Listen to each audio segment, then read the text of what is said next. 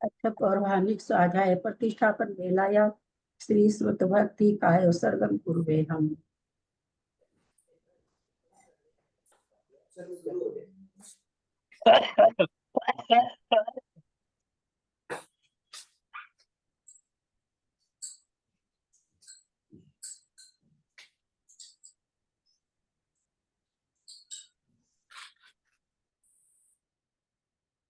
कोटिशतं द्वादश्चैव कोट्यो लक्षान् श्रुतितत्त्वानि चैव पञ्चाशदशो सहस्रसङ्ख्यामेतच्छ्रुतं पञ्चपदं नमामि अरहन्तवासियतं गणहरदेवं गन्धियं सम्मं प्रणमामि भक्तियुतो सुधनामोऽयं शिरसा इच्छामि भक्ति सुधभक्ति कावसगो कौतोसलमं गोवं पैनी पावुडै पर्यं सत्पुटमं ओ पूगा चुलिया चेव सुततै थुई धमकहाय निष्कालम अचेमी पूजेमी वंदामी नमस्सामि दुख को कम खो बोहिलाओ सुगई गमनम समाधि मरणम जिनगुण संपत्ति हो मध्यम।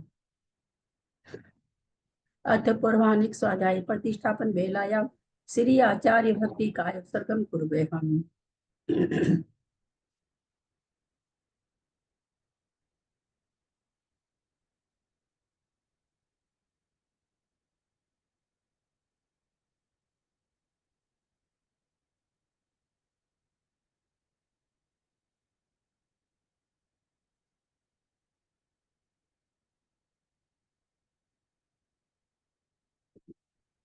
तुर्त जल्दी पारकेभ्यः स्वपरमत विभावना पटुमतिभ्यः सुचरित रपनिभ्यो निभ्यो गरुडुन 36 श्रुति जल्दी पारगेभ्य स्वपरमत विभावना पटुमतिभ्य सुचरितपोनिभ्यो नम गुरुभ्य गुण गुरुभ्य 36 गुण सम्मगे पंच विहाचार करण संद्री से सीसा कुशले धमारिये सदा बंधे गुरु भक्ति संग में नय तरंती संसार सायरम घोरम छिन्नन्ति अठकमं जमन मरणं न पावन्ति हे नित्यं व्रत मंत्र होम निरता ध्यानाग्निहोत्राकुला सठकर्मा विरता स्तपो धना साधु क्रिया साधव शील प्रवरणा गुण प्रहणाश्चंद्रार्कते ज्योतिका मोक्ष द्वार कपाट पाटन भटा प्रीणन्तु मां साधव गुरुः पान्तु नो नित्यं ज्ञान दर्शनायकः चारित्राण गंभीरः मोक्ष मार्गोपदेशकः इच्छामि भन्ते आर्य भक्ति कौसगो कौतुसालजं सम्मान समदंस समचारी जुत्तानं पंच विहाचारणम आयर्यानम आयरादिस्तुनानो वदेश्यानम उवज्जानम तीरयन गुण पालन यालम सब सावनाम निचकालम बच्चेमी पूजेमी बंदामी नमस्सामी दुख को कम खो बोइलाओ सुगई गमनम समाहि मरणम जिनगुण संपत्ति हो मध्यम। ओकारं बिंदु संयुक्तम नित्यं ध्यायन्ति योगिनः कामदम मोक्षदम चैव ओंकाराय नमो नमः अविरल शब्द कनोगा प्रक्षाली सकल भूतल कलंका मुनि विरूपासी तीर्था सरस्वती हरतुर दूरितम अज्ञानतिमिरान्धानां ज्ञानाञ्जन शलाकया चक्षुरुन्मीलितं येन तस्मै श्री गुरुवे नमः श्री परम गुरुवे नमः परम्पराचार्य गुरुभ्यो नमः सकल कलुष विध्वसकम श्रेषां परिवर्धकम धर्म संबंधकम भव्य जीव मना प्रतिबोधकारकम पुण्य प्रकाश पापणासमिदं शास्त्रम श्री गोमठसार कर्मकांड नामधेयम अस्य मूल ग्रंथकर्ता श्री सर्वज्ञ देवास्तर ग्रंथकर्ता श्री गंधर देवः प्रतिगंधर देवः तेषां बचो सार्थमासाद्य श्रीमत् नेमिचंडाचार्येण विरचितमिदं शास्त्रं श्रोतारः सावधानतया शृण्वन्तु मंगलम भगवान वीरो मंगलम गौतमो गणी मंगलम कुंद कुंदाद्यो जैन धर्मोस्तु मंगलम सर्वमंगल मंगल्यम सर्व कल्याण कारकम प्रधानम सर्वधर्मानां जैनम जयतु शासनम जैनम जयतु शासनम जैनम जयतु शासनम सरस्वती नमस्तुभ्यं वरदे कामरूपिणी विद्यारंभं करिष्यामि भवतु मे सदा। द्वादशं जिनवानी माता की जय। परम मांगलिक ग्रंथ गोमठ सार जी कर्मकांड जी की जय। आचार्य भगवंत श्री नेमीचंद आचार्य की जय। आरिका गन्नी श्री आदिमती माता जी की जय। अढ़ाई दीप में विराजमान सभी आचार्य उपाध्याय सर्व साधु के चरणों में नमोस्तु नमोस्तु नमोस्तु।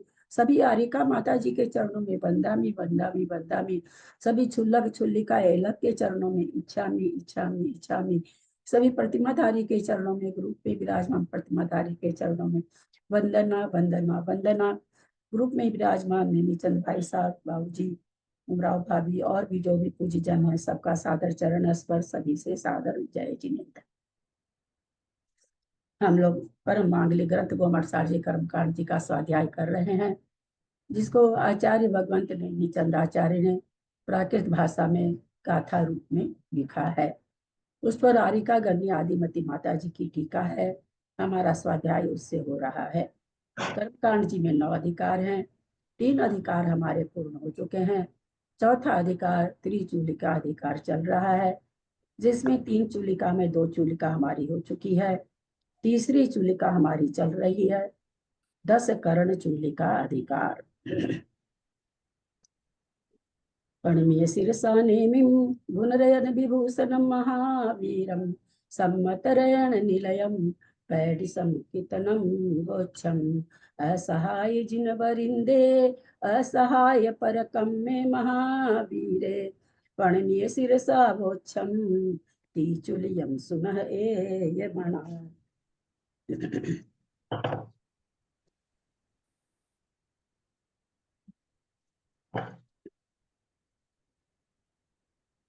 पाय पसायन नंत संसार जल ही मुक्तिनो विरिंद नंदी गच्छो नमामि तब है नंदी गुरु।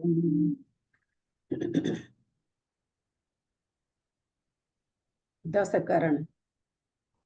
10 करण के नाम याद हैं क्या किसी को? मैं बताऊं?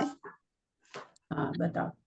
साधा चरण स्पर्श, बंद, उत्कर्ष, उत्कर्षण, अपकर्षण, संक्रमण, उदय, सत्व, उदीर्णा और निरति, निकांसित और एक और रह गया उपशम। अपने को इसको थोड़ा सा क्रम पूर्वक बोलना है ना।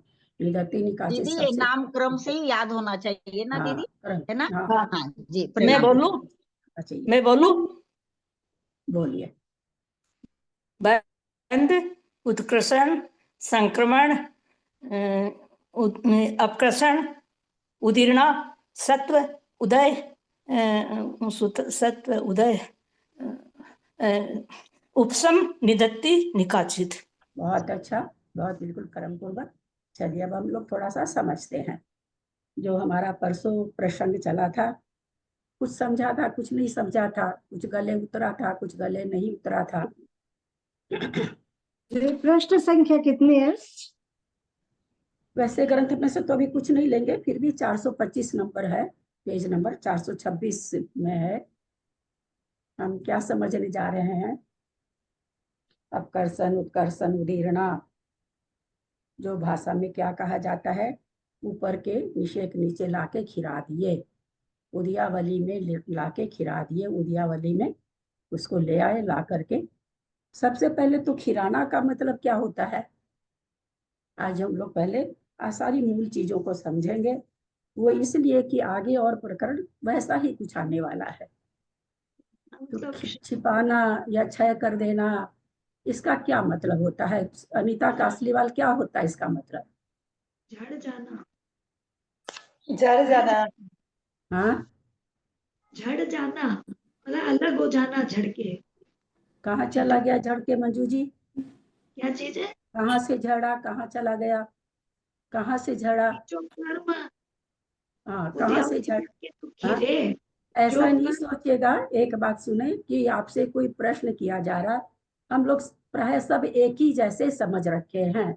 आज उसी समझने में हमको कहाँ भूल हो रही है, क्या हमको समझना चाहिए, उसका यहाँ पर खुलासा होगा। इसलिए ये नहीं सोचिएगा कि किसी इस तरह का, हम लोग अपनी मान्यता क्या बना रखे हैं, है ना, उसको हमको ठीक करना है। तो झड़ जाना मतलब क्या होता है? कहाँ से झड़ा? नष्ट हो जाना। हाँ, सत्ता से नष्ट हो, क्षय हो जाना। हाँ, सत्ता से क्षय तो हुआ, कहाँ से क्षय हुआ, किस जगह से? कर्म कहाँ पर है? एक मिनट, एक मिनट। कर्म कहाँ पर है? कर्म परमाणु हमारे कहाँ पर है? आत्मा में चिपके। हाँ, आत्मा से चिपक गए हैं ना, तो वो हट जाए। आत्म प्रदेशों के साथ मिले हुए हैं तो उनसे अलग हाँ, आत्म प्रदेश के साथ मिले हुए हैं। हैं। 9वां अध्याय का सूत्र किसको याद है? नाम प्रत्या सर्वतो योग विशेषात अनंत अनंत प्रदेशा सूक्ष्म एक क्षेत्र अवगाह स्थिता, है ना? सभी कोई पढ़े तो रोज वाचना भी अपने लोग करते ही होंगे, पाठ भी रोज करते ही होंगे। क्या उस सूत्र में कहा गया है कि एक एक आत्मा के प्रदेशों पर अनंत अनंत कर्म परमाणु बैठे हुए हैं, कर्म रूप होकर बैठे हुए हैं। विश्वोपचार की बात अभी नहीं कर रहे हैं हम लोग, कर्म रूप होकर के बैठे हुए हैं। अब उन कर्म रूप होकर के बैठे हुए तो सारे कर्मों का तो एक साथ फल मिलेगा नहीं, जैसे जैसे जिनका उदय का समय आएगा वैसे वैसे मिलेगा। तो हमने क्या जाना कि कोई उदयावली है। तो उदयावली को कहाँ दिखाया जाता है प्रेजेंटेशन में? कि नीचे उदयावली है, उसके निषेध पहले आएंगे, ऊपर निषेध की रचना है, वो पूछाकार है आदि बहुत सारी चीज समझाई जाती है भाषा में, प्रेजेंटेशन में। बाबूजी वो उदयावली कहाँ पर है? नीचे दिखाई जाती तो क्या पैर में है क्या? इसी में लाइन है, इसी में है, इसी में। इसमें अभी जो नहीं, उद्यावली पढ़ रहे हो, ग्रंथ को बंद रखिए, ग्रंथ को सब कोई बंद रखिए, नहीं तो आप लोग ग्रंथ में से कुछ कुछ बोलेंगे बीच में। मेरा ये पूछना है, जैसे उस दिन मैंने कहा मैं भी यही जानती थी, मैं कौन सा अलग जानती थी, ये उदयावली है जो हरा पोर्शन है, ये कर्म के निषेध लगे हुए, ये उदयावली बोली जाती नीचे, ये हमारे शरीर में कहाँ पर है? पैर में है क्या? पैर में है तो कौन से पैर में है?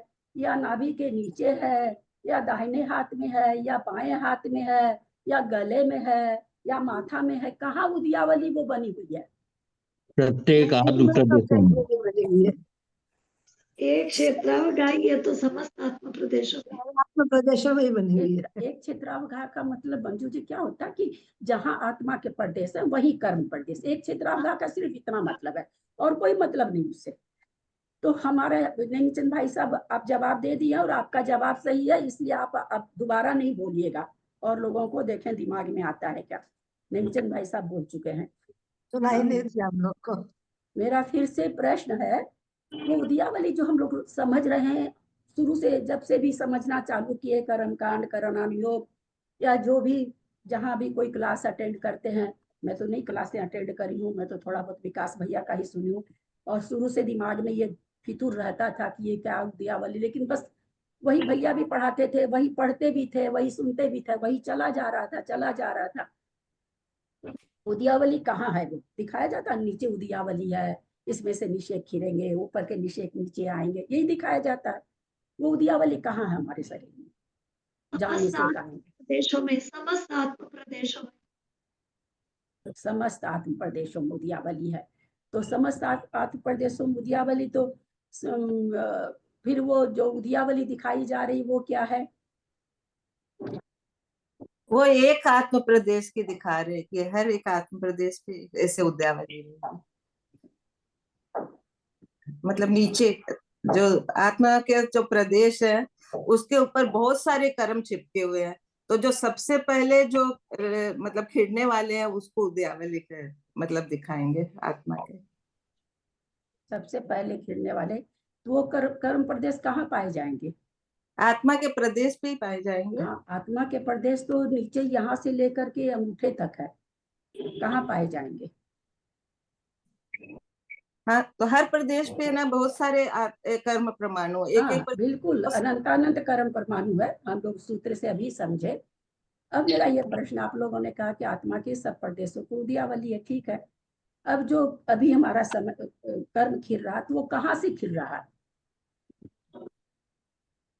जिसका जब समय आता है तो उसका उसी प्रदेश से खिलता होगा।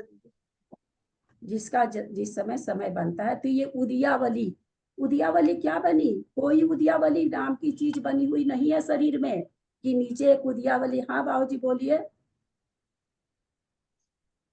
जो आवली के भीतर में जो उदय में आकर फल देने वाले हैं उनके बारे में कहा जा रहा है। वो आवली में जो आने वाले हैं उनको कहेंगे उदयावली। हाँ, तो दिखाते ना भाई कि नीचे उदयावली बनी हुई है, इसमें प्रवेश कर गए कर्म, वो उदय में आएंगे, ऊपर वाले समय से जैसे जैसे आएंगे तो उदयावली एक दिखाई जाती कि सबसे नीचे उदयावली है। आज आपका जो प्रश्न आया मेरे पास वो इसी तरह का था कि उदीर्णा में कह रहे हैं नीचे ला रहे हैं, तो फिर इसका क्या मतलब है, तुम जो समझाई हो, यही आपकी भी जिज्ञासा थी। तो यहाँ पर हम वही पूछना चाह रहे हैं, यहाँ उदयावली नाम की कोई चीज नहीं है, उदयावली बनी हुई ऐसी कोई चीज नहीं है कि कोई नीचे उदयावली बनी हुई है उसके ऊपर और सारे कर्म परमाणु लगे हुए हैं समय समय, ऐसा कुछ भी नहीं है। सभी आत्मा के प्रदेश पर अनंत अनंत परमाणु है, जिस समय जिसका उदय आ जाता है उस समय वो खिर जाता है। अब खिरने का मतलब क्या? सत्ता से नष्ट हो जाना, मतलब सत्ता से निर्जरा हो जाना, खत्म हो जाना, आत्म प्रदेशों से अलग हो जाना। हम लोग शायद जहां तक होता है, जहां तक मुझे याद है कि आ चुका है कर्म वाला कि नहीं आया याद नहीं है, इसमें अच्छा प्रकरण या तो आ चुका या आएगा, बहुत अच्छा प्रकरण आएगा। आ चुका है तो आ भी चुका होगा, इतना याद नहीं रहता है। क्षय होने का मतलब एक ही है। क्या होगा वो दूसरी पंक्ति है, दूसरा सिद्धांत है। पहला क्या उत्तर है? फल के देने अयोग्य हो जाना, फल देने के अयोग्य हो जाना। क्यों अयोग्य? क्योंकि दे चुका तो फल देने के अयोग्य हो जाना ही झड़ना है, क्षय होना है। शरीर क्या वो कर्म शरीर से बाहर आकर के वातावरण में मिल जाते हैं क्या, या क्या होता है उनका? ये हम लोग पढ़ चुके हैं, जहां तक मुझे याद आता है 200-300 गाथा के बीच में ये गाथा आई है। पूरी तरह से हम कंफर्म नहीं है, हम गलत भी हो सकते हैं। तो क्या होता उन कर्मों का? हाँ बोलिए मंजू जी। विशेष रूप से में मिल जाएगी। एक मंजू जी जयपुर बोलिए। इसमें वो वर्गणाओं का वो कथन आएगा क्या? जो वर्गना नहीं बताना, हम केवल यहाँ पर मेरा प्रश्न समझे कि जो प्रति समय कर्म झड़ रहे हैं ना, सिद्धों का अनंतवा भाग झड़ भी रहा, बंध भी रहा, तो वो सिद्धों का अनंतवा भाग जो फल देने के अयोग्य हो गया, फल दे चुका, वो कर्म परमाणु अब हमारे उद्गल परमाणु है तो रूपी है। तो अब वो क्या हो रहा है, हमारे शरीर से अलग हो जा रहे हैं, वातावरण में मिल जा रहे हैं, या कहाँ जा रहे हैं, क्या हो रहा है उनमें? हाँ, लोक में क्या प्रक्रिया हो रही है? वो ना लोक में बिखर रहे हैं। एक मिनट हाँ त्रिशला जी बोलिए। हाँ, वो ना वातावरण में ही बिखर रहे हैं, कर्म सत्ता से हटके वो जो है लोक में ही सब जगह फैल रहे हैं। हाँ, कर्म सत्ता से हटके, अब कर्म सत्ता से हटके वो जो है लोक में वातावरण में फैल रहे हैं। अच्छा चलिए, ये तो हमारी त्रिशला जी का हुआ। अब बोलिए मंजू जी जयपुर, आप कुछ बोल रहे थे। मैं बोलूं? हाँ 1 मिनट मंजू जी को बोल लेने दीजिए। हाँ बोलिए। जो वर्गणाएं पूरे मतलब 3 लोक में व्याप्त उनमें मिक्स हो जाते हैं वो। हाँ वही हो गया ना, बाहर निकल रही है, बस उसको मिक्स होने की इतना बताने की जरूरत। हाँ बोलिए कुसुम जी। वो ग्रहित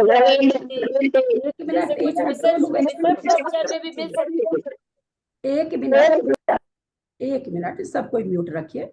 हाँ बोलिए। विसर्ग सोच वर्गणाओं में भी मिल सकती है और बाहर भी निकल सकती है। जो अपन ग्रहित अग्रहित वर्गणाएं पढ़ते हैं ना, पुद्गल की ग्रहण करने योग्य, न ग्रहण करने योग्य, तो ऐसा समझ में आ रहा है, पता नहीं, मुझे लगता है कि दोनों में मिल सकती है। जो समझ में आ रहा वही तो पूछा जा रहा ना, यही समझ में आ रहा है। गलत समझ रखे उसको सही कर लें। हाँ ठीक ठीक। यहाँ ये इसलिए नहीं पूछा जा रहा है कि आप जान रहे कि नहीं, हमारे समझ में क्या बैठा हुआ वो पूछा जा रहा है। हमको तो ये समझ में आ रहा है, उनमें भी मिल सकती है, उनमें भी मिल सकती है विसर्ग सोच वाली में, और बाहर वर्गणाओं में भी मिल सकती है। अच्छा चलिए, अब मंजू जी शायद बोल रहे थे क्या कलकत्ता? हाँ दीदी, हमने भी यही सोचा है कि वो वर्गणाएं एक बार आत्म प्रदेश से अलग हो गए, वापस वहीं पे विश्रोपचय के रूप में खड़ी भी हो सकती है और वातावरण में भी जा सकती है। वातावरण में भी जा सकती है। और कोई बोलेंगे? सुमति देवी आप कुछ बोलेंगे? सुमति जी।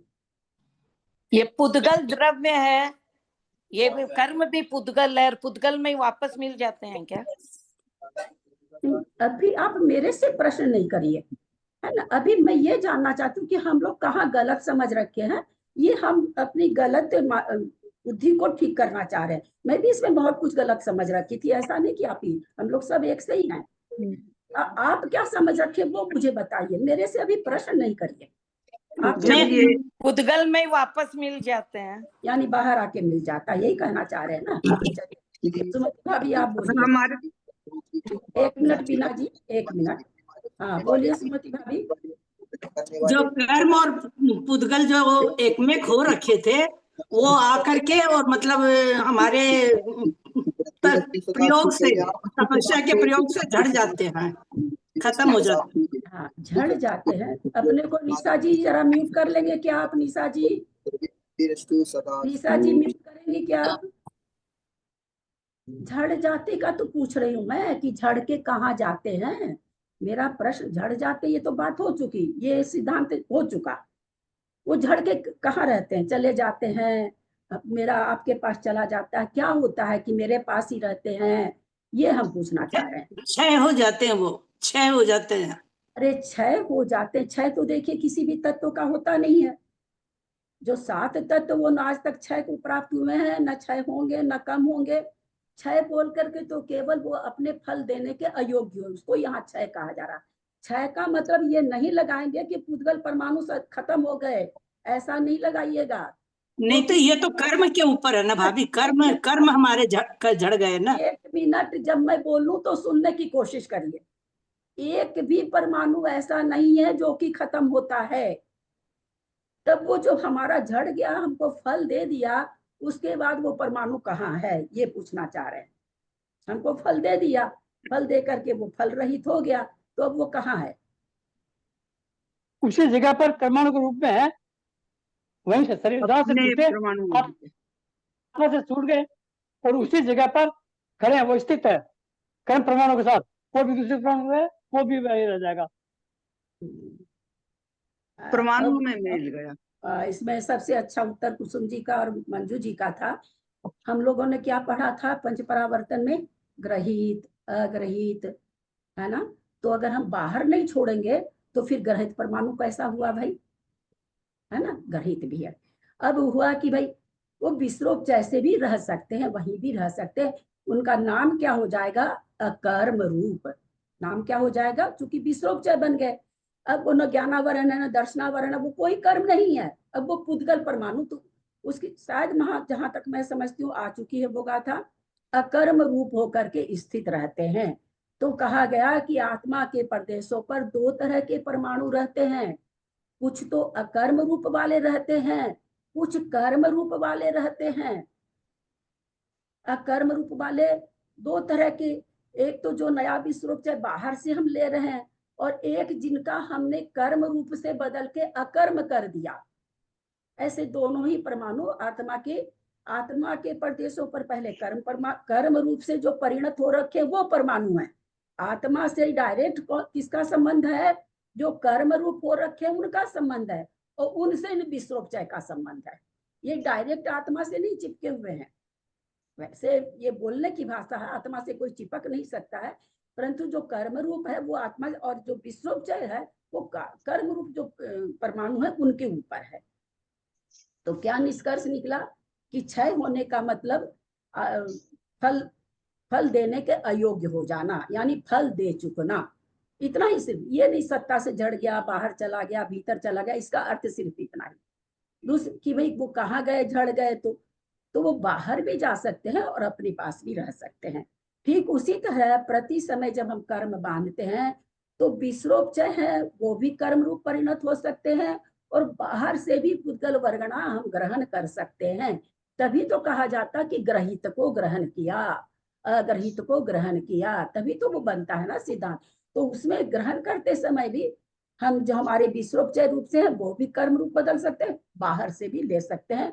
ऐसा इसमें कोई अकाट्य नियम नहीं है कि जो विश्रोपचय से वही कर्म रूप बदलेंगे अथवा हम सारा का सारा बाहर से लेंगे, ऐसा कुछ भी नहीं है। ये तीनों बात समझ में आ गई ना सबको? कोई शंका है तो पूछ दीदी तो आपने बताया कि फल देने के अयोग्य हो गए, हाँ छिड़ गया, है ना। और दूसरा बताया कि जो क्षय हुए, जो अयोग्य हुए, वो बाहर भी जा सकते हैं और विश्रोपचय रूप में भी अपने पास भी रह सकते हैं। बिल्कुल। और तीसरा आपने बताया कि जो फल देने की शक्ति नहीं, कर्म रूप जो परिणित होते हैं वो विश्रोपचय से भी आ सकते हैं और बाहर से भी आ सकते हैं। बहुत अच्छा। दीदी दीदी हाँ दीदी विश्रोपचय माने जो पहली पंक्ति में है, ये पंक्ति उक्ति ये बोलने की भाषा है। हमको बताइए कहाँ पहली पंक्ति बनाए। मतलब जो जस्ट मतलब जो जस्ट उम्मीदवार के रूप में जो है, पंक्ति कहाँ बताए, पंक्ति कहाँ बनाए, मीन उम्मीदवार। हाँ, तो वही तो कहते हैं, यही भाषा ग्रंथ में भी लिखी हुई है, यही भाषा प्रेजेंटेशन। चूंकि और हम क्यों वैसा प्रेजेंटेशन किया जाता है, आत्मा के पर्दे सब एक दूसरे से सटे हुए हैं, दूर दूर रहे तो दिखा दे आदमी की ये एक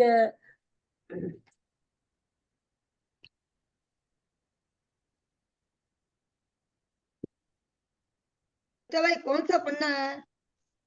अरे भाभी किताब से नहीं पढ़ा रहे हैं, अच्छा है ना, जवानी समझा रहे हैं भाभी।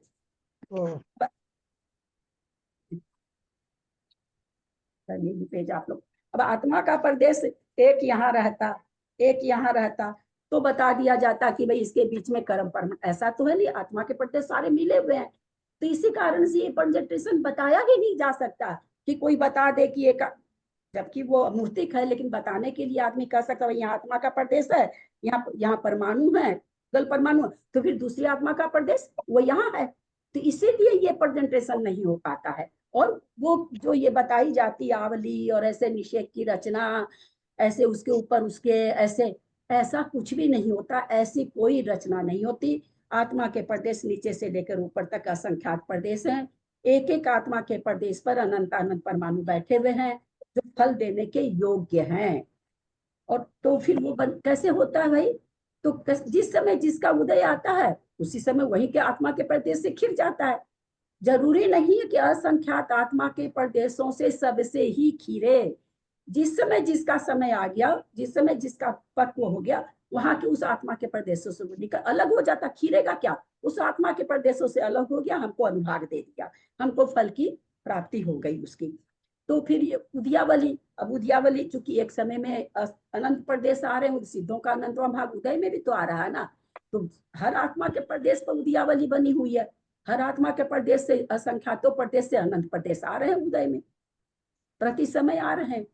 तो उद्यावली बोल के कुछ भी नहीं, जिस समय जिस प्रदेश का पक्वमान हो जाता है उस समय वो प्रदेश वहां पर उदय में आ जाता है। तो इसी कारण से अब हम समझे कि उत्कर्षण अपकर्षण उदीरणा क्या है। अब एक आत्मा के प्रदेशों पर अनंत प्रदेश है, उसमें कोई ऐसा प्रदेश है जिसकी स्थिति कितनी है, 100 बरस है, वो वही पर स्थित है, उसकी स्थिति क्या हो गई, परिणाम विशेष से 10 बरस हो गई, या 10 मिनट हो गई, या आधी घंटा हो गई, कुछ भी लगा लीजिए आप। उसकी अपकर्षण होकर के वो किसी अपकर्षण होकर वो पाँव में नहीं चला गया, कि अपकर्षण यहाँ से अपकर्षण हुआ, अपकर्षण होकर वो पाँव में चला गया, नीचे चला गया, जो कि आम भाषा इसमें यही लिखी हुई है, अपकर्षण होकर नीचे ले आते। अपकर्षण करके स्थिति कम करते हैं, उसका स्थान नहीं बदलता है। ये अपने परसों भी समझे थे, स्थान नहीं, स्थान कहाँ बदलेगा, कहीं स्थान बोल के कहाँ उसको नीचे कहाँ लाएंगे, नीचे लाने का मतलब क्या, पैर में ले आए क्या, या नाभि के नीचे पैर में ले आए क्या, कहाँ ले आए, नीचे से क्या समझे। तो इसीलिए कहा गया कि जो उत्कर्षण हो या अपकर्षण, उस प्रदेश में वो क्षमता आ जाती है कि वो आज उदय में आने वाला था, हमने उत्कर्षण कर दिया, अभी हम 20 कोड़ा कोड़ी का साता बेदनी बांध रहे हैं, पहले का साता बेदनी हमारा 10 कोड़ा कोड़ी का था, तो उस 10 कोड़ा कोड़ी वाले निषेक से कुछ निषेकों की स्थिति कितनी हो जाती है, 20 कोड़ा कोड़ी हो जाती है, उत्कर्षण हो गए, वो निषेक वही के वही है। जब 20 कोड़ा कोड़ी होगा तब वो उदय में आएंगे, पहले 10 कोड़ा कोड़ी में आ जाते, अब वो कब आएंगे, 20 कोड़ा कोड़ी में आएंगे। तो सारी आत्मा के प्रदेशों से कर्म उदय में आ रहे हैं। गोपुच्छाकार का मतलब है 512 पहले देते हैं, 480 बाद में देते हैं। गोपुच्छाकार में वही होता है ना, पहले ज्यादा प्रदेश देते हैं, फिर 480 देते हैं, फिर और 32 उसमें माइनस करिए उतना देते हैं। तो कहाँ देते हैं, क्या किसी एक प्रदेश पर थोड़ी देते हैं, वो सारी आत्मा के प्रदेश पर वो कर्म है। अब 512 प्रदेश ऐसे हैं जो एक साथ, 512 अपनी गणित में, वैसे तो अनंत प्रदेश हम सभी जान रहे हैं, वो एक साथ अपनी अपनी आत्मा, जहां जहां के आत्मा के प्रदेशों पर होंगे, जिनका पक्वमान हो जाएगा, 512 प्रदेश उन आत्मा के प्रदेशों से निकल जाएंगे, अकर्म रूप हो जाएंगे, अकर्म रूप होके वहीं के वहीं भी बैठे रहेंगे, हो सकता बाहर भी मिल जाए। थ्योरी समझ में आई कि नहीं, हम लोग की एक बात पूछ लो, अभी आपने जो समझाया, एक चीज थोड़ी कंफ्यूजन हो रहा है कि आत्म प्रदेश आत्मा के प्रदेश तो अखंड है, जॉइंट, मतलब ऐसा तो है नहीं टुकड़े जो आपने बताया भी बिखरे बिखरे कुछ भी नहीं है। तो इसमें जो हमारा कर्म का उदय आता है, तो जो फल है, अनुभाग है, वो तो हमें सर्वांग से फील होता है। हाँ, तो आप बोलते उस वहां के प्रदेश, जो प्रदेश उदय में आए, जो सर्वांग आत्मा से खीर रहे प्रदेश, इसीलिए तो कह रहे हैं अगर आप ये निकाल लोगे कि खाली अंगूठे, एक मिनट, खाली अंगूठे से खीरे, तब तो फिर तो उद्यावली बन जाएगी कि अंगूठे में उद्यावली है। तो इसलिए वो सारी आत्मा के प्रदेशों से, अब वो प्रदेश है, पुद्गल परमाणु है, अनंत के रूप में है, तो उसमें कोई कहीं से 10 उठ रहे हैं तो फर्क नहीं पड़ता है, कहीं से 1000 उठ रहे हैं तो फर्क नहीं पड़ता है। जितने भी जहां है उस समय खिरने वाले देशों का। चक्रेश जी जरा सा बंद करने की कोशिश करें, अपने फोन को म्यूट करने की कोशिश करें। उमरा भाभी प्लीज फोन म्यूट करें, please please please phone mute करें। अंजू बहुत आवाज आ रहा है। तो वो जहाँ ऐसा कुछ नहीं है, वो आत्मा के प्रदेशों हो सकता है यहाँ पर के आत्मा के प्रदेशों पर 1000 बैठे हों, यहाँ के आत्मा के प्रदेशों पर 100 ही बैठे हों। जिस समय जिसका पक्वमान होगा वो वहां से फल दे करके अकर्म रूप से हो जाएगा। और सचमुच में हम आज तक नहीं समझ पाए हम लोग। अच्छा, मैं भाई खूब परसों भैया से मैं मैसेज भेजूं, बेचारे जवाब दें, फिर मैं मैसेज भेजूं, फिर जवाब दें, चलता रहा, घंटों भर चलता रहा। अंत में उनको लगा कि पल्ले नहीं पड़ रहा है, मतलब मेरी बुद्धि में नहीं घुस रहा था। हम लोग उनको फोन नहीं कर सकते हैं। फिर उन्होंने फोन किया, बोला आपको क्या परेशानी हो रही है भाई? बोल तत्वार सुतम की बिल्कुल आनंद प्रदेश एक एक आत्मा के उस पर है। आवली कहाँ बनाओगे आप उद्यावली? बताओ तो सही, उद्यावली कहाँ बनेगी? बाकी कहीं नहीं, उद्यावली कहाँ बनेगी? शरीर में कहाँ बनेगी उद्यावली? तो कर्म तो शरीर से निकलते हैं, कर्मन वर्गना, जो हमारे कर्म परमाणु तो हमारे शरीर में बैठे हुए आत्मा के प्रदेशों पर। तो लिखने की थोड़ी पड़े रहते। हाँ, हर कर्म रूप तो हो गए वो प्रदेश, जहाँ जाओ फिर वो जाते कहाँ, वहीं पड़े रहते हैं। अभी मंजू जी ने, सुम जी ने उत्तर दिया था ना कि वहां पर भी अकर्म, उसको क्या कहा जाता, अकर्म रूप होकर के।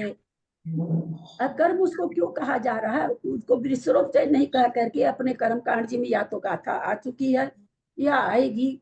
अकर्म क्यों कहा जा रहा है? क्योंकि वो एक बार हमने उसको कर्म रूप से परिणत कर लिया था, इसलिए उसको क्या कहा जा रहा, अकर्म रूप होकर के बैठे हुए हैं। इसलिए उसको तो वहां भी बैठे रह सकते हैं, बाहर भी जा सकते हैं, ऐसा कुछ होता है। परिणत कहाँ किया, वो तो अब होते हैं, उसके पहले कर्म जिन कर्मों ने फल दे दिया, जिन पुद्गल परमाणुओं का फल मिल चुका, वो पुद्गल परमाणु अकर्म रूप होकर के वहीं बैठे रहते हैं और बाहर भी जा सकते हैं।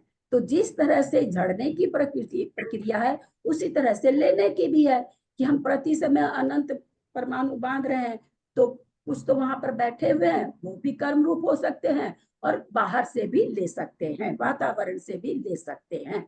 तो जो जैसे झरे हुए कर्म परमाणुओं का है कि वहां भी रह सकते हैं, बाहर भी जा सकते हैं, उसी तरह नहीं तो ग्रहित अग्रहित वर्गणा कैसे बनेगी? बनेगी नहीं। वो तो फिर जो हम लोगों ने पंच परावर्तन के समय में पूरा समझा था, तो बनेगा ही नहीं अगर ऐसा नहीं घटेगा। तो जो ये उत्कर्षण, अपकर्षण, उदीर्णा है ना, उदीर्णा, तो उदीर्णा के लायक बना दिए क्या? अभी बहुत अच्छा अपना चल रहा स्वाध्याय, और कोई ऐसी बहुत अनोखा कोई अपने मुनि महाराज इसमें दिख जाए, एक बैग अपने लोग को खूब उल्लास और आनंद हो जाएगा। क्या हुआ? उसकी साता की उदीर्णा हो गई। तो जो साता कोई बाहर से आके उदीर्णा थोड़ी हुई, हमारे जो साता के बंधे हुए परमाणु थे में आते, वो भी एक साथ उदय में आ गए। सबके एकदम हर्ष हो गया, रोमांच हो गया मुनि महाराज का दर्शन करके।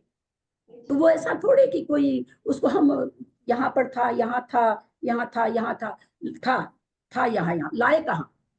मान लीजिए मानते हैं कि यहाँ वहां था, लाए कहाँ? जो ये भाषा लिखी हुई कि उदय रूप में लाके उदीर्णा को खिला देते, भाषा यही है, तो फिर लाए कहाँ? ये चिंतन हम करें कि उसको लाए कहाँ? पांव के पास लाए, हृदय के पास लाए, पेड़ू के पास लाए, कहाँ लाए उसको? उदय में आए तो उदय में आए, तो उद्यावली में आए तो उद्यावली में कहाँ ले आए? तो ऐसा कुछ नहीं, हर एक आत्मा के प्रदेश पर उद्यावली है। जहां से कर्म खिल रहा वहां उद्यावली है, जहां से नहीं खिल रहा वहां उस समय उद्यावली नहीं है। तो भाभी जैसे एक ये मिनट ललिता जी, एक चीज, कौन बोल, एक मिनट ललिता जी, हाँ ये जो चीज है ना, अभी जैसे आत्मा के असंख्यात प्रदेश है, अभी आपने इसी उदाहरण से मैं समझना चाह रही हूँ भी, जैसे मुनराज जी के अपने साता का एक साथ खिल गया, मैं ये पूछना चाह रही हूँ कि वो जो आत्मा प्रदेश साता के खीरे, वो आत्मा प्रदेश असंख्यात प्रदेशी आत्मा पर जहां पे भी थे कि पूरे सर्वांग प्रदेशों पे थे, सर्वांग में, क्योंकि आनंद सर्वांग से आया, हमें उस समय देख करके सर्वांग से आनंद हाँ। आया। तो कर्म उदय आकर के जो खीरा, वो पहले आप बोल रहे थे ना कि जिस प्रदेश से खीरा वो प्रदेश वहां अकर्म रूप हो गया, वहां पे जो कार्मार बन गया हाँ, तो अभी भी जैसे जहां जहां साता वेदनी के प्रदेश थे वहां वहां से वो निर्जर हो गए, वहीं वहीं से वो निर्जर हो गए, उसी उसी आत्मा के प्रदेश पर उद्यावली बन गई। ठीक। और वहां से वो जो बाद में 2 घंटा के बाद उदय में आने वाले थे वो अभी उदय में आ गए। ठीक। और साता वेदनी की उदीर्ण। तो सब जगह से तो नहीं हो सकता ना दीदी, हाँ सब जगह से तो नहीं हो सकते ना, सर्वांग से तो नहीं हो सकते। सब जगह सत्व है। एक नीचे अंगूठा का जो नाखून काटते हैं तो किनारे से कई बार कच्चा कट जाता है, कितना पेन होता है, क्यों हो रहा है? आत्मा के प्रदेश है तब तो दर्द हो रहा है ना। हाँ? तो सर्वांग में कर्म है, सर्वांग में बिल्कुल एक एक आत्मा के प्रदेश पर अनंत अनंत परमाणु है, एक एक थोड़ी है। तो उस संबंधी जो वो दर्द हुआ, उस संबंधी जो प्रदेश है, तो हमको सारे सारे शरीर में आप अनुभव करिए, अपने को वो लगता है कि वहां, क्योंकि खबर कौन देता अपने को दर्द की? माथा देता है। वो अंगूठा थोड़ी बोल रहा कि मेरे में दर्द हो रहा, वो नहीं देता है। ये तो विज्ञान भी कहता है, हमारी कौन हमारा बुद्धि देती है। वो सर्वांग में दर्द फैला इसलिए हमको बुद्धि दे रही। तो सर्वांग में दर्द हुआ, सर्वांग में असाता वेदनी का उदय आया, उदीर्ण हुई। असाता वेदनी की आनी नहीं थी, हमारे नेल कटर से कच्चा नाखून कट गया, कच्चा नाखून कट गया, असाता वेदनी का उदीर्ण हो गई। उदीर्ण सारे 8 प्रदेशों से हुई है। वो प्रदेश कहीं घस घसक के जाके मिले नहीं कि आ भाई अपन सब एक जगह इकट्ठा होते हैं और फिर उदय में आते हैं, ऐसा नहीं होता। ये अपने को दर्कना से समझ में आ रहा भाई, ऐसा नहीं कि हमको ये आंख बंद करके समझने की। हम अपना जैन धर्म में तो ऐसा कोई सिद्धांत नहीं है, कोई जो बिल्कुल केवल ज्ञान का जानने का, उसको छोड़ करके अपने जैन आगम का तो पूरा विज्ञान है, बिल्कुल अपने आप में समझ में आता है, हम थोड़ा भी चिंतन करते हैं तो ये ऐसा नहीं कि आंख मीच के आप इस बात को स्वीकार करिए, आप स्वयं में चिंतन करके इसको स्वीकार करिए। तो जैसे भाभी ये सिद्ध हो जाते हैं, हाँ क्या दीदी, जैसे भाभी ये सिद्ध हो जाते हैं, 1 मिनट बीना जी को बोलने की। हाँ बोलिए। जैसे भाभी ये सिद्ध हो जाते हैं तो इनके सब कर्म खत्म हो जाते हैं, झड़ जाते हैं, तो इनके अकर्म रूप उनके ऊपर ही रहते हैं, मतलब जब ये सिद्ध शिला में जाते हैं तो कर्म रूप किसके रहेगा? 1 मिनट बताइए। कर्म जो हम बांधता है, सारी जीव बांधता है। हाँ। कार्मन, हाँ अब सुनिए, बस उत्तर देते जाएगा। जो कर्म रूप हम प्रति समय अनंत परमाणु ले रहे हैं, वो आत्मा, मतलब कर्म में जाके मिलता है कि आत्मा में जाके मिलता है? कर्म में जाके मिलता है। कर्म में जाके मिलता है। जो सिद्ध हो गए उनके पास तो अब कर्म है ही नहीं। अच्छा है नहीं ना, उनके तो आत्मा से सारे वातावरण में आ गए, तो उनके पास तो कोई कर्म ही नहीं है ना, तो उनके पास कहाँ से जाके चिपकेंगे? तो हमारे अकर्म में आ जाते हैं, उनके निकल गए। हमारे पास कर्म है तो कर्म रूप होकर के कर्म है ना। लोग तो बहुत क्लास किए हुए, उपदेश में है ना, सब अपने बंधु को बुलाता है, तो कर्म हिताबंदी दीदी बोलूंगा था। कर्म हिताबंदी जीवो जीव हितस्पृहा स्वस्व प्रभाव भूयस्त्वे स्वार्थम को वान वांछति प्रणाम। सारी दुनिया स्वार्थी है, सारी दुनिया स्वार्थी है। इसका मतलब ये हुआ, आत्मा भी स्वार्थी है, कर्म भी स्वार्थी है। एक चीज और पकड़ में आ रही है इससे कि जैसे कार्मार मृगराएं कर्म रूप होकर कर्म में मिलकर आत्म प्रदेशों पे है। इसका क्षेत्र एक क्षेत्र हम इसलिए बोलते हैं। हाँ, तो आत्मा दूध पानी है, दूध इसका सबसे बढ़िया उदाहरण। तो दूध कहाँ, आप कहाँ उसमें दूध पानी में कहेंगे कि ये तो दूध है, ये पानी है, नहीं बता सकते ना। तो उसी तरह से, और यहाँ तो दूध पानी कम से कम दोनों मूर्तिक है, यहाँ तो आत्मा अमूर्तिक है। हम बता ही नहीं सकते कि ये आत्मा है, ये प्रदेश है, ऐसा कुछ दिखाए। तो इसीलिए ये जो बताया जाता उद्यावली, प्रश्न खड़ा हुआ फिर आप बताते क्यों, ऐसा आचार्य ने लिखा क्यों है? क्योंकि लिखने की यही भाषा बनेगी। तो इसका मतलब ये है कर्म समझाने की, एक मिनट, समझाने की यही भाषा बने, इसलिए वैसे समझाया जाता है। कर्म का काम सब कर्म में हो रहा है, आत्मा प्रदेशों पे है, इसलिए उसका अनुभव फल मिल रहा है हम लोगों को। तो जैसे आत्मा के गुण है, अस्तित्व है, वस्तुत्व है, सामान्य है, विशेष गुण, वो भी तो आत्मा पर एक एक प्रदेश पर है, असंख्य प्रदेश, हर पे एक एक पर सारे है, एक एक प्रदेश में सारे गुण हैं। सारे गुण है। ऐसा कोई नहीं कि इस आत्मा के प्रदेशों में ये गुण है, इस आत्मा के प्रदेशों में यहाँ आत्मा का प्रदेश है तो ये समझता है, यहाँ हाथ वाला आत्मा का प्रदेश, ये तो चलते रहते हैं। तभी यहाँ के आते जाते हैं। हम तो, मुझे किसी का नहीं मालूम, मैं तो ये चीज इतना नहीं जानती कि भाई, मुझे तो जान के परसों बहुत ही सचमुच में खूब आनंद है। भैया को मैंने कहा मेरा जैसा बुद्धू तो आपको आज तक नहीं मिला होगा।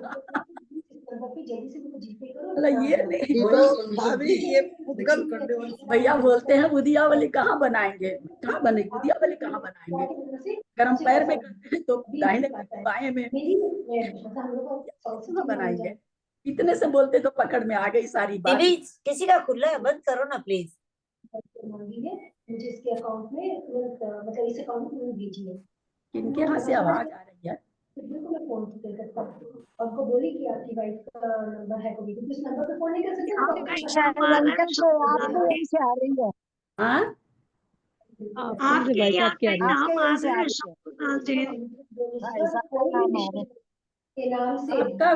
आपका फोन खुला है क्या? इसी के नाम से पापा जी बाहर बैठे यहाँ से आ जा रही है, म्यूट करिए अपने आप को, आप जो क्या करते हैं वो करिए।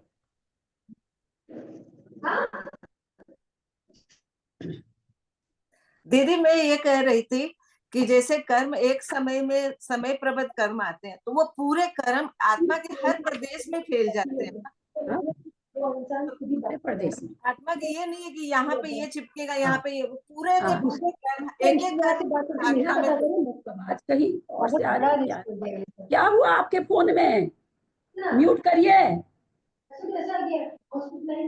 ये हमारे यहाँ की आवाज नहीं है, ये हमारे यहाँ की आवाज यहाँ से आ रही है। आप एक बार नहीं आवाज है ही नहीं, हम लोग के घर में कोई आवाज आएगी नहीं। दीदी भैया जी के यहाँ से आ रही है। हाँ भैया जी, हाँ नहीं 35 लोग हैं, और किसी के यहाँ से आ रही थी। हाँ बंद हो गया। हाँ बंद। तो मैं ये बोल रही थी दीदी कि जब आत्मा के हर प्रदेश में वो फैल जाते हैं, तो जब फल देते हैं तो हर प्रदेश से फल मिलता है क्या? हर प्रदेश फल, देखिए फल तो क्या है, फल भी हमको पूरी आत्मा में पता चलता है। ऐसा थोड़ी कि माथा का हम दुखी हो रहे हैं तो हमको महसूस हो रहा है हमारे तो माथे में दुख हो रहा है, पैर में नहीं हो रहा, ऐसा हम अलग अलग थोड़ी कर पाते हैं कोई चीज को, है ना। तो दुख की अनुभूति संवेदना भी सारे आत्मा के प्रदेशों से होती है। और सभी आत्मा, नेमीचंद भाई साहब ने बहुत अच्छा उत्तर दिया था जब मैंने पूछा था कि आवली कहाँ है, तो उन्होंने, मेरे को लगता है कोई सुने कि नहीं सुने, पर मैं तो सुन गई थी कि सारे आत्मा के प्रदेशों पर उद्यावली है, जहां से उदय आ रहे हैं वहीं पर उद्यावली है। लेकिन दीदी जैसे माथा दुखता है तो सिर्फ माथा ही तो दुखता है, पाँव को कहाँ फील होता है कि माथा दुख रहा है?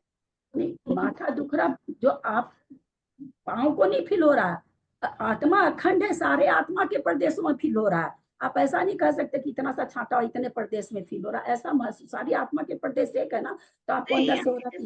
माथा दुखता है तो यही दुखता है, सिर्फ पाँव में थोड़ी दुखता है। उसके दर्द का जो अनुभव है वो पूरी आत्मा कर रही है, एक इतनी सी आत्मा नहीं कर रही है कि इतना सा प्रदेश वो फील कर रही है। अनुभाग का अनुभव, यहाँ अनुभाग की बात है, वो यहाँ रहा, क्रिया यहाँ हो रही है, अनुभाग को महसूस कौन कर रहा? आत्मा कर रहा है।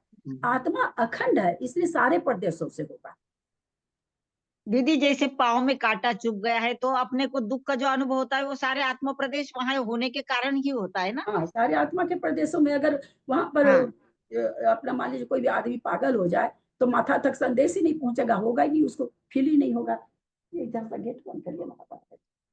अभी बात बताइए, जैसे मतलब आत्मा जो कर्म है वो तो पुद्गल है, और कर्म जो है पुद्गल जो है वो अपने शरीर में रह भी जाते हैं और बाहर भी निकल जाते हैं। तो भाभी इसकी पुद्गल की अपने शरीर में रहने की कोई सीमा तो होती है? पुद्गल का तो आकार है, कोई रहने की सीमा नहीं है। पुद्गल का आकार है तो समय, पुद्गल परमाणु नष्ट होते हैं क्या? अभी सबसे शुरू में हमने क्या बताया, 7 तत्वों में से कोई तत्व नहीं जो विनष्ट होता है। तब फिर कैसे भी नष्ट करेंगे। उसमें वो फल देने की शक्ति खत्म हो गई। वो कर्म रूप जो बना था, ज्ञानावरण बना था, वो ज्ञानारूप वर्ण से अब नहीं है। अब वो क्या है, जैसे आपने लोहा खरीद के ले आया, लोहा खरीद के लाया, अब वो लोहा है, अभी वो कढ़ाई नहीं बनी है, अभी वो चमचा नहीं बना है, अभी वो लोहा रूप से है। तो उसी तरह से अब वो क्या है, कच्चा माल हो गया। वो कर्म परमाणु हो गए, पुद्गल परमाणु हो गए। अब जैसे जैसे भाव करते वैसे वैसे वो कर्म रूप से परिणत हो जाते हैं। तो जो कर्म रूप से परिणत नहीं होते उसको कच्चा माल कहा जाता है। मुझे पता नहीं कौन कितना जानता था, पर मैं तो भाई पहली बार जाने, तो मैं भी यही सोचती थी। कभी ध्यान आता तो था मन में कि उद्यावली शरीर में कहाँ बनेगी, लेकिन कभी मतलब आता था बस ऐसे जल्दी से डायरेक्ट बात तो भैया से हो नहीं पाती कि जिस समय आता था उस समय लेटी हो जाती थी। जिस समय तत्वार सूत्र शुरू में पढ़ा था तब से ये शंका चलती थी, जब से उसके बाद कर्मकांड की उद्यावली कहाँ बनती होगी, उद्यावली कहाँ बन, बस दिमाग में कभी कभी आता था, पर कभी इस पर इतना हुआ ही नहीं। अभी कोई एक क्लास भैया की सुनी थी, तो उसमें भैया कह रहे थे कि कर्म परमाणु हुआ, कि वो किसी ने पूछा कि वो नीचे आ जाते, तो बोला नहीं, वो नीचे वहीं पर कर्म फल दे देते हैं। तो हमने आप लोगों को परसों वो समझा दिया, लेकिन उसके बाद भी कहीं दिमाग में ये रहा कि कुछ ऐसा तो नहीं कि कुछ गलत हो गया। पर लगता उन्होंने तो भेज दिया वीडियो, मैंने वो वीडियो हटा दिया था अपने हिसाब से, तो हटा दिया था।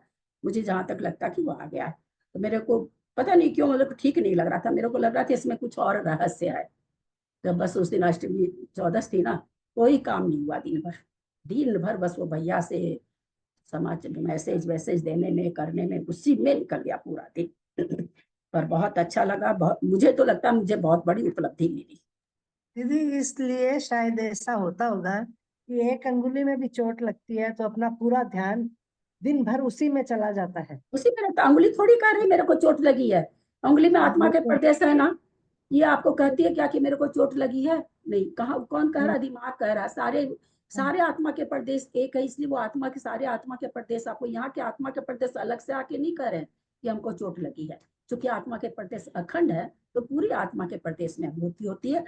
हम उसको पकड़ पाए न पकड़ पाए, जैसे इसका उदाहरण दिया जाता है, बांस का पेड़ लगा हुआ बहुत लंबा लंबा होता है, देखे ही होंगे आप लोग, कोई ना कोई तो देखे ही होंगे बांस का पेड़। और ऊपर जाके एकदम ऐसे पतली सी फुनगी हो जाती, नीचे इतना मोटा बांस रहता है। आप नीचे क्यों बांस को हिलाइए तो ऊपर की फुनगी भी हिलती है ना। कभी आप किसी भी पेड़ को कहिए, और पेड़ इतने लंबे नहीं होते, इसलिए और पेड़ के नहीं उदाहरण दिया जाता, बांस के पेड़ का उदाहरण दिया जाता है, क्योंकि वो बहुत लंबे लंबे होते हैं। तो उसी तरह एक आत्मा के प्रदेश में सुख की अनुभूति हो, दुख की अनुभूति हो, यहाँ सुख की अनुभूति हो रही, यहाँ आए बेटी आई 5 बरस से एकदम भाव विभोर हो रहे हैं, रो रहे हैं, आंख में आंसू आ रहा है, तो हृदय हो रहा, भाव विवल हृदय से हो रहे हैं, पर वो उसकी अनुभूति पूरी आत्मा के प्रदेशों में होती है। तो बांस का उदाहरण उसमें दिया जाता कि किस तरह से। पंडित जी साहब, 1 मिनट मेरे बोलने के बीच में न बोले, हाथ जोड़ती हूँ मैं आप लोगों के आगे। तो इसीलिए कहा जाता है कि बांस के पेड़ को नीचे से हिलाइए, ऊपर तक हिलता। ठीक उसी तरह आत्मा के किसी भी शरीर के किसी भी प्रदेश पर चोट लगे, या किसी भी प्रदेश से खुशी जाहिर हो, मंदिर जाते हैं, आंखों से भगवान का दर्शन करते ही एकदम ऐसी खुशी सी छा जाती, तो सारे आत्मा के प्रदेशों में होती है, खाली आंख के प्रदेशों में नहीं होती है। ठीक है, हाँ बोलिए राजकुमारी जी। अब वो पंडित जी सरिया का उदाहरण देते थे कि सरिया के एक छोर पे ठोकर मारो तो लास्ट तक पूरे में झंझनाहट होती है। क्या चीज? सरिया होती ना, लोहे की सरिया। हाँ, लोहे की सरिया के एक छोर पे अपन ठोकर मारो, हाँ, जो तो सारे में होती है। ठीक बात है, सारे में कंपन होता है, बिल्कुल। लेकिन आंसू आंख से आते हैं। सर्वांग से फील होता है, आंख तो वो एक एक इंद्रिय एक एक कार्य के लिए बनी हुई है। अब हम देखने का काम जब भी, इसीलिए क्या कहा गया, इंद्रियों के लिए इंद्र कहा गया है ना। अपने पढ़े थे ना, जहाँ जीव कांड जी में पढ़े थे, कर्णन योग में भी पढ़े थे कि इंद्रियों को इंद्र कहा जाता। क्यों कहा जाता? अपने काम में ये मालकिन है, दूसरे को हस्तक्षेप नहीं करने देती। सुनेगा तो कहानी सुनेगा, भैया मैं मालिक हूँ अपना, इसलिए इनको इंद्र भी कहा जाता है, इंद्रियों को। जब कोई ऑपरेशन होता है तो बेहोश की दवा दे देते हैं, इंजेक्शन, तो उसमें अपने सारे पता ही नहीं चलता, दर्द हाथ पैर सब सारे निर्जीव हो जाते हैं, हाथ पैर भी निर्जीव हो जाते हैं। इंजेक्शन तो दिया हाथ में या कमर में और बॉडी सारी निर्जीव हो गई। हाँ, सब कुछ सामने हो रहा, कुछ महसूस नहीं होता है। अब अपन चलते हैं ग्रंथ की बहुत ओर। बहुत धन्यवाद ललिता जी, आप कितने अच्छे से समझा देते हैं हर चीज को। हम लोग तो सारा जीवन ही खो दिए। करने वाली बात में हम बहुत बहुत भी अभी तक यही समझ रहे थे। बहुत बार आता था मन में, लेकिन वो ऐसे समय में आता था ना जिस समय हम जिज्ञासा नहीं कर सकते थे, भाई अब लेटे हुए हैं तो आ रहा, तब कौन उठ करके मैसेज डाले, तो वो ऐसे करके रहता जा रहा था। संजोग से परसों पता नहीं, हालांकि यहाँ पर जो शब्द आया उसी शब्द पर हम समझाने लगे आप लोग को। जो यहाँ शब्द आया था, जो प्रकृति पूर्व में बांधी थी उसको अपकर्षण करके उदीर्णा रूप ले आना, इसी यहीं पर तो अटक गए ना अपने लोग, पूरा तो पढ़े ही नहीं। तो इसी पर वो चर्चा, संजोग से चर्चा चल गई, तो मेरा भी फायदा हो गया। इस पर चलते हैं 426 नंबर पेज पर। पुद्गल द्रव्य का कर्म रूप होकर आत्म प्रदेशों के साथ संश्लेष संबंध होना बंद है। कर्मों का जो स्थिति व अनुभाग पूर्व में था उसमें वृद्धि का होना उत्कर्षण है। ये नहीं कहा कि उसको नीचे ले आना, ऊपर भेजना उत्कर्षण है। उसकी स्थिति बढ़ गई, अनुभाग बढ़ गया, उत्कर्षण हो गया। जो प्रकृति पूर्व में बंधी थी उसका अन्य प्रकृति रूप परिणमन करना, अर्थात उस प्रकृति के परमाणुओं का अन्य प्रकृति रूप होना प्रकृति संक्रमण है। तो संक्रमण में क्या होती है, प्रकृति पर प्रकृति रूप बदलती है, लेकिन उत्कर्षण अपकर्षण में पर प्रकृति रूप नहीं बदलती है। उसी परमाणुओं में स्थिति और अनुभाग की कमी आ जाती है, वो परिवर्तित नहीं होती किसी भी चीज में। संक्रमण में जैसे नरक गति है तो नरक गति देवगति में बदल गई, चाहे मनुष्य गति में बदल, इसको संक्रमण कहेंगे। 20 कोड़ा कोड़ी का कर्म 10 कोड़ा कोड़ी हो गया, इसको अपकर्षण कहेंगे। 10 कोड़ा कोड़ी का कर्म 20 कोड़ा कोड़ी का हो गया, इसको उत्कर्षण कहेंगे। वहां परमाणु नहीं बदले, उसके अंदर का गुण बदल गया। जैसे 1 किलो आटा का आप लड्डू बना रहे हैं, किसी को बहुत मीठा पसंद है तो वो उसमें आधा किलो चीनी डाल रहा, किसी को कम पसंद है तो अब 3 पाव चीनी डाल रहा, पाव भर चीनी डाल रहा। तो क्या है, वो उसका क्या बढ़ा, अनुभाग बढ़ गया, वो कम मीठा लगेगा, वो ज्यादा मीठा लगेगा। तो उसी तरह से जब अनुभाग और स्थिति कम होती है तो उसमें प्रदेशों में कुछ नहीं होता। वो प्रदेश जो बाद में फल देने वाले थे वो परिपक्व होकर के अभी दे देंगे, या अभी देने वाले थे तो बाद में देंगे। कर्मों की स्थिति व उनका अनुभाग जो पूर्व में था उसको कम करना, घटाना अपकर्षण कहलाता है। उदयावली के बाहर स्थित द्रव्य को अपकर्षण करण के बल से उदयावली में लाना उदीर्णा कहलाता है। अभी उदय आने योग्य नहीं था, लेकिन किसी कारण बस वो अभी उदय में आ रहा है, तो क्या था, पहले उदीर्णा हो गई। ये उदीर्णा हम लोग पढ़ चुके हैं, किस किस स्थान तक होती है सारी याद नहीं रही, अलग बात है, पर प्रकरण उदीर्णा का आ चुका है। जिन प्रकृतियों के निषेकों का उदय काल नहीं आया, अर्थात उदयावली से उनका अधिक काल है, सो उनकी स्थिति को घटाकर जो निषेक आवली मात्र काल में उदय में आवे। ऐसा नहीं कहा जा रहा कि आवली काल में उसको लाद खींच के ले आवे, है ना, ऐसा कहीं नहीं लिखा है। उनमें उनके परमाणुओं का मिलाना, सो उनके साथ ही उनका उदय होवे, यह उदीर्णा है। परमाणुओं का मिलाने का मतलब, जिस आत्मा के प्रदेश पर अभी कोई परमाणु थे, 10 परमाणु जो अभी तुरंत उदय में आने थे, और हमने क्या किया, किसी कारण से साता वेदी की उदीर्णा हो गई अथवा साता की हो गई, तो वहां जो भी कर्म बैठे थे उनमें जो अभी बाद में आते वो भी उनके साथ उदय में आ गए। तो साथ में आने का मतलब वो घसक करके उसमें मिले नहीं, वो अपनी जगह से उनके साथ में आ गए। जैसे हम लोग कहीं जाते हैं, तीसरी जगह जाना है ना, 4-5 सहेलियां जाते तो सबको क्या कह देते हैं, यहाँ पर मिलो। अब यहाँ पर मिलो तो सब तो अपने अपने घर से जाके मिल रहे हैं ना, वहां पर जाके मिल गए वहां पर। तो उसी तरह से अपने अपनी जगह पर वो स्थित है, वहीं से वो उदय में आ जाते हैं। 436 पेज पे मेरे को तो नहीं पाया, कहाँ पे 436 पेज पे? 426 अच्छा। दीदी यानी वो कर्म प्रदेश नहीं सरकते ना दीदी, वहीं से उदय में आ जाएंगे या कहीं से भी बंध जाएंगे, है ना। हाँ, मतलब इसके कारण से वो बदलेंगे नहीं अपनी स्थिति। तो अब ये प्रश्न, अच्छा प्रश्न करी विजया जी, एक चीज हम बताना भूल गए थे, इनके प्रश्न से याद आ गया। तो अब एक प्रश्न उठता है कि जिस जिस आत्मा पर जो जो कर्म परमाणु बैठे हैं, तो क्या वो वैसे ही बैठे रहते हैं क्या, कि इधर उधर जा सकते हैं? तो इसका उत्तर है वो इधर उधर घूमते रहते हैं, ऐसा कुछ नहीं। उस आत्मा, सारे आत्मा के प्रदेश तो आपस में एक साथ ही बैठे हुए इधर उधर होते रहते, पर वो फल देने के लिए इधर उधर होते हैं, ऐसा नहीं है कि उनको फल देना है तो वो कोई उदय में आ रहा तो वहां जाके जो सारे आत्मा के प्रदेश पर से उदय ले सकते हैं। पर ये ऐसे पूरे शरीर में घूमते रहते हैं, नीचे ऊपर होते रहते हैं, परंतु उदीर्णा के लिए, अपकर्षण के लिए, उत्कर्षण के लिए इधर उधर होते हैं, ऐसा नहीं है। बहुत अच्छा दीदी। उनमें उनके परमाणुओं को मिलाना सो उनके साथ ही उनका उदय होवे, यह उदीर्णा है। अस्तित्व अर्थात पुद्गलों का कर्म रूप रहना सत्व कहलाता है। कर्मों का अपनी पूर्ववद स्थिति बंध के अनुसार उदय को प्राप्त होना उदय कहलाता है। ऐसा जिनेन्द्र देव ने कहा है। जो कर्म परमाणु उदीर्णा को प्राप्त होने में समर्थ न हो, उपशांतकरण कहते हैं। इसलिए जब प्रथम उपशम करते हैं तो अंतःकरण के बाद में क्या होता है, उपशांतकरण होता है। अब अंतःकरण तो कर दिया, अंतःकरण कर दिया, उसमें क्या होता है, किसी को याद है क्या? अंतःकरण में क्या करते हैं? हाँ बोलिए जयश्री जी। हाँ दीदी, बीच मोहनीय कर्म के बीच के जो निषेक होते हैं उसको ऊपर व नीचे कर देते हैं, उत्कर्षण या अपकर्षण करके।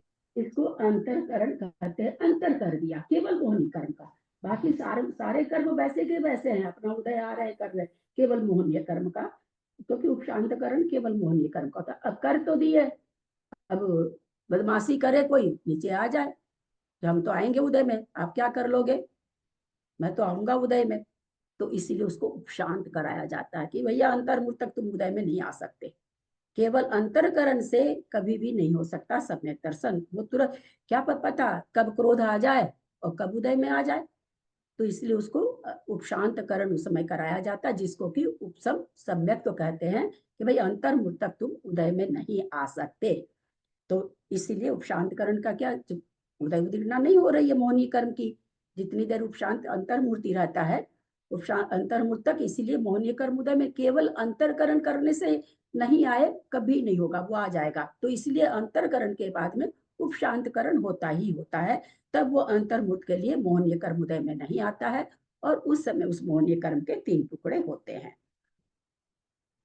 तथा जो कर्म परमाणु उदयावली को प्राप्त करने में, अन्य प्रकृति रूप संकरण करने में समर्थ नहीं होता, उसे निधत्ति कहते हैं।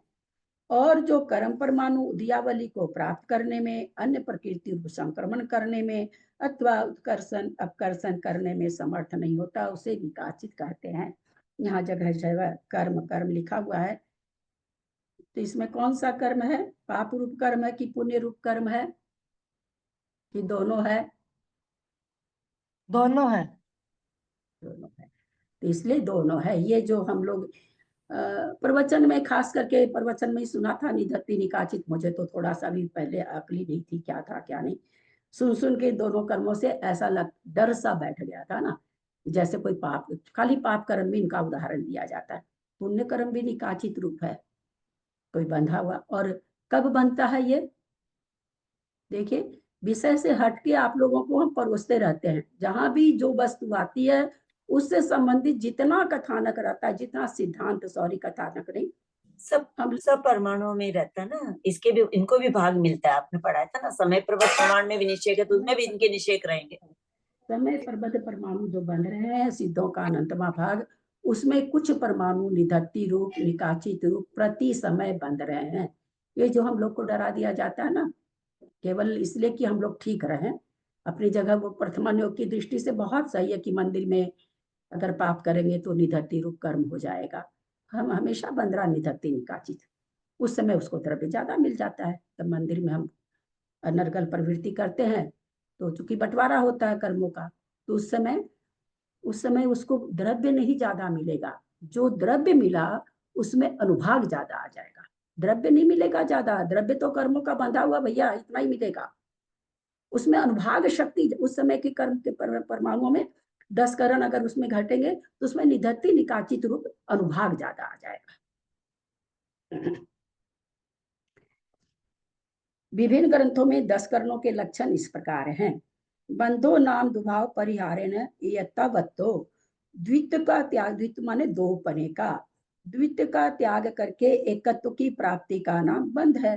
भाई क्या था, कर्म अलग था, आत्मा के प्रदेश अलग थे, दोनों घुलमिल दूध के जैसे एक हो गए, तो कहते द्वित्व को हटाकर एकत्व को प्राप्त करना बंध है। एक ही भावो बंध, एक ही भाव जीव कर्म की एक रूपता होने को बंध कहते हैं। जीव कर्माणम मिच्छता संयम कसाय जोगे ही एयत परिणामो बंधो, अर्थात जीव और कर्मों का मिथ्यात्व, असंयम, कषाय और योगों से जो एकत्व परिणाम होता है उसे बंध कहते हैं। जम्य अनियोग द्वारे कम्य वगणाये पोगलखंडानाम कम परिणाम पावोग भावेन वट्टिदानम जीवपदेश सह मिच्छतादि पच्चय वशेन संबंधो पैटी स्थिति अनुभाग पदेश भेय भिन्नो परु विजय तम अनुयोग द्वारम बंधोति भण्णते, अर्थात जिस अनुयोग द्वार में कारमान वर्गणा के कर्म रूप परिणमन करने की योग्यता को प्राप्त हुए पुद्गल स्कंदों का जीव प्रदेशों के साथ मिथ्यत्व आदि के निमित्त से प्रकृति, स्थिति, अनुभाग और प्रदेश के भेद से 4 प्रकार का कहा गया है, उसे अनुयोग द्वार को बंध कहते हैं। क्या कहना चाह रहे हैं, मिथ्यत्व आदि में सब आ गया, मिथ्यात्व, कसाय, असंयम, योग सब आ गए इसमें। तो कहते हैं क्योंकि अनुभाग और स्थिति कसाय से होता है, तो इसलिए चारों ही प्रकार के इसमें आ जाएंगे। तो कहते हैं इसको क्या कहते हैं, बंध अनुयोग द्वार कहते हैं। बंध अनुयोग द्वार मतलब बंध होने के कितने द्वार हैं, इसको बंध अनुयोग द्वार कहेंगे। बंध प्रति भवत्यक्य मन्योन्योपवेशतः युगपद द्रावित स्वर्णारोप्य व जीव कर्मण हो, जिस प्रकार एक साथ पिघलाए हुए स्वर्ण और चांदी का एक पिंड बनाए जाने पर परस्पर प्रदेशों की मिलने से दोनों में एक रूपता होती है, जबकि सोना अलग है, चांदी अलग है, एक विशेष प्रक्रिया के द्वारा दोनों को अलग भी किया जाता है। उसी प्रकार बंध की अपेक्षा जीव और कर्मों के प्रदेशों के परस्पर मिलने से दोनों में एक रूपता मालूम होती है। अग्नि का संयोग लोहे में करा देते हैं, पूरा लोहा अग्नि रूप दिखने लग जाता है, जबकि अग्नि अलग है, लोहा अलग है। वही लोहा जब ठंडा होता है तो अग्नि से रहित दिखने लगता है। कम पदे सठी कम पद स्थिति वठा वन मुकड्डना, अर्थात कर्म प्रदेशों की स्थिति को बढ़ाना उत्कर्षण है। उकड्डना नाम कम पदेशाना पुवलट्ठी दीदो अहि नव बंध संबंधे न ठिटी वड्ढा वणम, अर्थात नवीन बंध के संबंध से पूर्व की स्थिति में से कर्म परमाणुओं की स्थिति बढ़ाना उत्कर्षण है। कब होता है उत्कर्षण, किस समय होता है, किस प्रकृति का, बोलिए जयश्री जी। जब जिस कर्म का बंद होता है उस समय उसका उत्कर्षण हो सकता है। बंद होने के समय, बंद होने के समय में कहाँ के द्रव्य का होगा, जो बंध रहा उस द्रव्य का क्या, जो पूर्व में बंधा हुआ कर्म ना उसका उत्कर्षण हो जाएगा, उसमें बढ़ेगा। जो बंध रहा है उसका उत्कर्षण होगा। पूर्वबद्ध का जो सत्ता में पड़ा है उसका होगा। नेचुरली बहुत अच्छा। जो सब क्यों नहीं दे पाते हैं सही उत्तर, बताइए, कितना बार समझा दिया गया, कितना बार, ओहो कितनी बार कि अभी 20 कोड़ा कोड़ी का बन रहा है, सत्ता में 10 कोड़ा कोड़ी वाला है, तो उसके कुछ प्रदेश, सभी प्रदेश नहीं, सभी प्रदेश तो किस में होते हैं, उपशामना में होते हैं, तो कुछ प्रदेश उसके 20 कोड़ा कोड़ी के हो जाएंगे। बहुत बार बोला गया ना ये चीज कि जो भी संक्रमण होता है कहाँ होता है, सत्ता वाले कर्मों का होता है। ये सेंटेंस तो अपने लोग को लिख ही लिए होंगे आप लोग। तो इसलिए जो उत्कर्षण हो रहा है, तो अभी साता वेदी अगर बंध रही है तो सत्ता में जो साता वेदी बंद है, तो उत्कर्षण होने के लिए स्थिति का कैसा बंध होना चाहिए, मान लीजिए साता वेदनी में हमको उत्कर्षण करना है, उत्कर्षण होना है, करना तो क्या है, तो कैसा बंध होना चाहिए?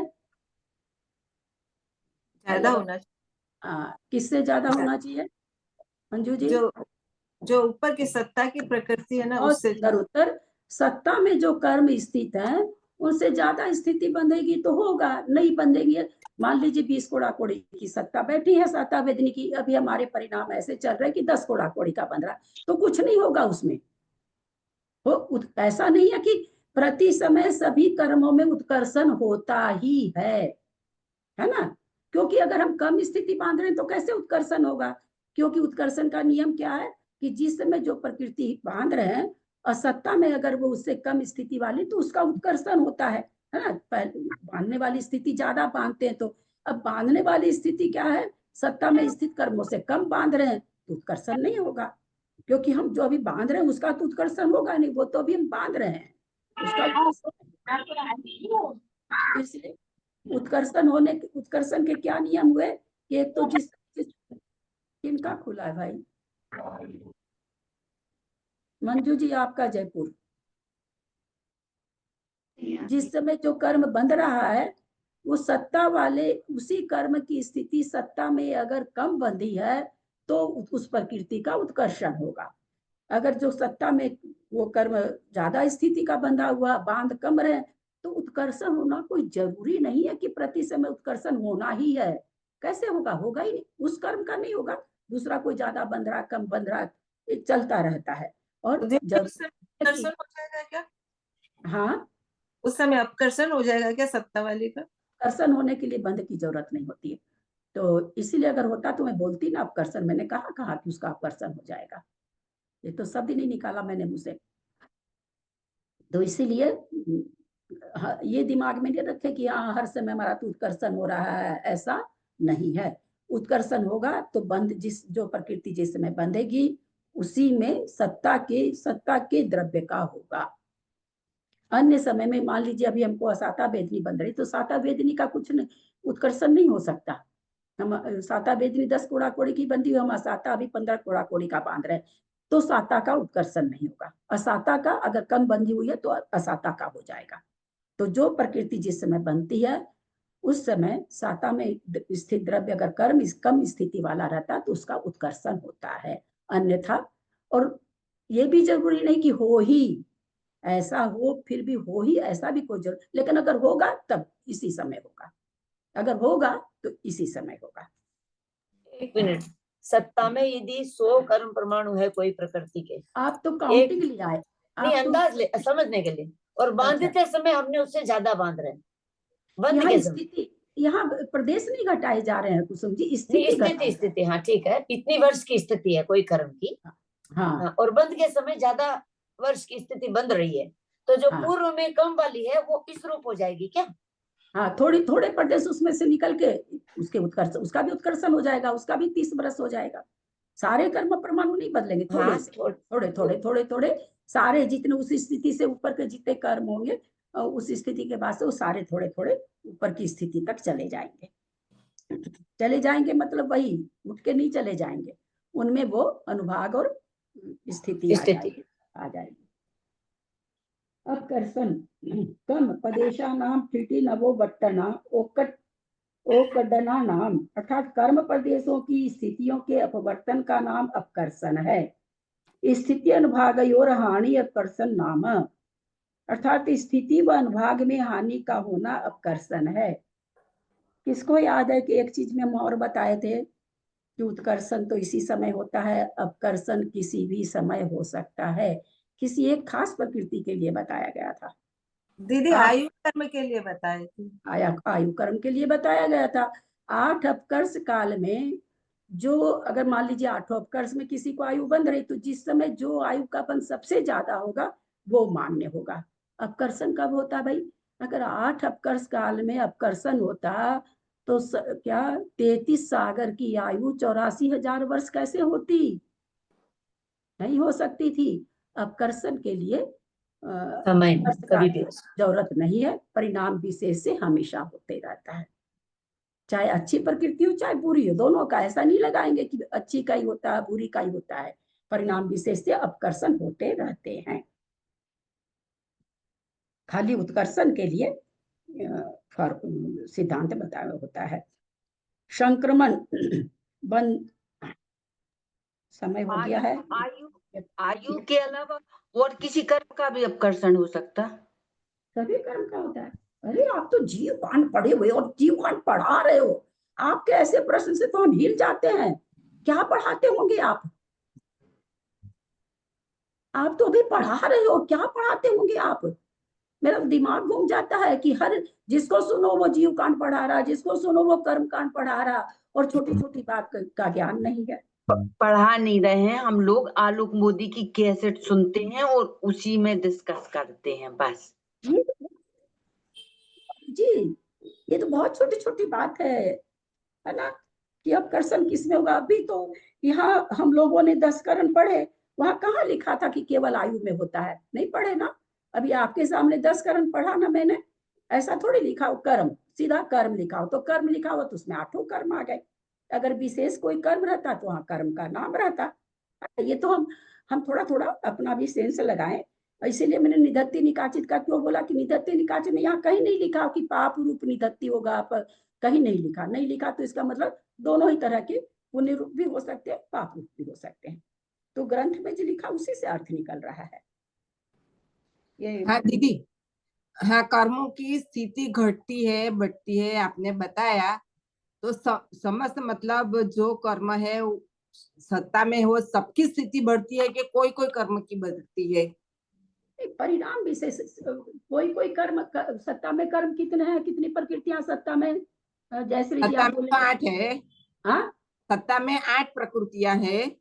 अरे तेरी के, सत्ता में कितनी कर्म प्रकृति है? 8 तो मूल होती है ना। मूल प्रकृति को क्यों लाते हैं आप? 146 या 148 सभी रहती है।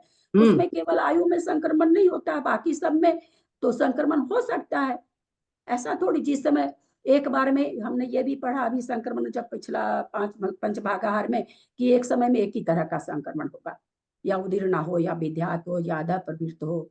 तो जिस समय जो अपने सारे नियम पढ़े हैं उस समय जिसमें होगा उस समय वो संक्रमण हो सकता है। हो ही जरूरी नहीं है, क्योंकि संक्रमण परिणाम विशेष से होते हैं, तो हो ही जरूरी नहीं है और हो भी सकते हैं। नहीं दीदी, मेरा कहना ये है कि सत्ता में तो अनंत परमाणु है, तो क्या अनंत का हो जाता है कि थोड़े का? अभी कुसुम जी ने जब प्रश्न किया तो मैंने क्या बताया, सबका करा देंगे तब तो वो जगह खाली हो गई ना जयश्री जी। ऊपर असाता वेदनी के कर्म समझिए, सब कोई समझिए। आज से 10 बरस बाद अंतर्मुतक के कर्म लगे हुए थे कि असाता के उदय में आएंगे। अब हमने क्या किया, उन सारा को खींच करके ले आए, तो जगह खाली हो गई ना। तो उतनी देर तो अब 7 ही कर्म आएंगे उदय में। ऐसा थोड़ी होता है। केवल उपशमकरण मोहनीय में होता है, वो भी कब? जब उपशमकरण होता है तभी, वो भी अन्यथा समय में नहीं। तो कर्म सभी का फल 8 उदय में तो 8 कर्म है। आयु भी उदय में है ना। बंध जरूर आयु कर्म का कभी कभी होता है, जब होता है तब 8 कर्म का होता है, अन्यथा 7 कर्म का बंध तो हमेशा हो रहा। तो 7 कर्म तो मूल कर्म है। अब प्रकृति हमने सीखी थी ना। अब जिस समय हम मान लीजिए पहले ही गुण स्थान में है, चारों गति का बंद हो रहा है, लेकिन हम क्या बांध रहे हैं? देवायु बांध रहे हैं। तो उस समय देवगति बंधेगी, व्यक्ति शरीर ही बंध, नियम से बंधेगा। नियम से उस समय देवगति बांध अगर रहे हैं हम, तो व्यक्ति शरीर बंधे, देवायु बांध रहे हैं, देवगति ही बंधेगी, व्यक्ति शरीर भी बंधेगा। लेकिन हम मिथ्यात्व गुण स्थान में हैं, हमने देवायु बांध ली, लेकिन आयु तो अंतर्मूर्त काल बनती है, उसके बाद तो बनती नहीं है। अब हम मिथ्यात्व गुण स्थान में हैं, तो फिर चारों तरह की गति बंद होती रहेगी समय समय पर। ऐसा नहीं कि आयु बंध गई तो देवगति ही बंद होगी, क्योंकि वहां पर चारों गति बंधने लायक है। तो इस तरह से प्रत्यय हम लोग सीखे थे कि यही तो सबसे बड़ी, यही तो तर्कना निकालने की, सारी प्रकृति हर समय बंद होगी। दुर्भग सुभग ऐसे थोड़ी बंद होगा। जिस समय आतप है, आतप किस समय बंद होगा? जब पृथ्वी कायिक और पर्याप्त नामकरण बांधेंगे तब, है ना। अगर पृथ्वी कायिक अपर्याप्त बांधेंगे तो आतप नहीं बंधेगा। फिर प्रश्न उठा कि पृथ्वी कायिक पर्याप्त बांध रहे हैं तो क्या आतप बंधेगा ही? नहीं बंध सकता है। क्या सारे पृथ्वी कायिक में चमक है क्या? चाहे मट्टी ले लीजिए, हीरा में एकदम चमक नहीं है, किसी में कितनी चमक है, कोई मोती में कितनी चमक है, सभी पृथ्वी कायिक में तो नहीं हम देखते हैं। तो इससे क्या सिद्धांत निकला कि पृथ्वी कायिक पर्याप्तक पृथ्वी कायिक बांध रहे हैं, पर्याप्तक बांध रहे हैं, बहादुर बांध रहे हैं, फिर भी आतप बंधे जरूरी नहीं है, क्योंकि सभी पृथ्वी कायिक में आतप नाम कर्म का उदय नहीं पाया जाता है। उसी तरह से उद्योत नाम कर्म भी है कि त्रियंच बांध रहे हैं, त्रस पर्याय बांध रहे हैं, या एक इंद्रिय को भी उद्योत कहता है। तो हमको चूंकि त्रियंच गति में है तो कोई जरूरी नहीं कि उद्योत का हो ही बंद। अगर हम ऐसा मान लेंगे तो सब में हमको चमक घटानी पड़ेगी, उद्योतपना अनंत अनंत जीव सब में घटानी पड़ेगी, क्योंकि एक इंद्रिय, चलिए निगोद को हम छोड़ देते तो असंख्यात ही ले लेते हैं, असंख्यातों में हमको घटाना पड़ेगा।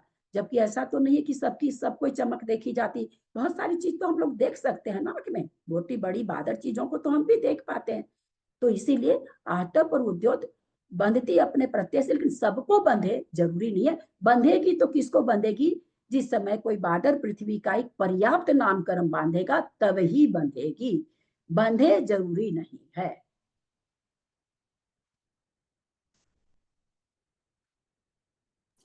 प्रणाम दीदी।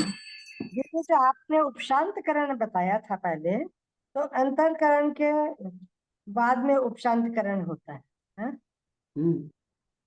और फिर मौनीय कर्म में ही होता है। हाँ, उपशांतकरण मौनीय कर्म। अंतर मुहूर्त के लिए क्या उस बंध की प्रकृतियां ऊपर नीचे हो जाती है क्या होता है? बंध की प्रकृतियां नहीं, सत्व की प्रकृतियां। बंध से यहाँ कोई लेना देना। हाँ, सत्व की ऊपर नीचे करके उसको उपशांतकरण कर दिया जाता कि भाई अब तुम ठहरो, अब अंतर्मुख तक तुमको नहीं आना। तो वही क्या कहलाता है? उपशम सम्यक कहलाता है।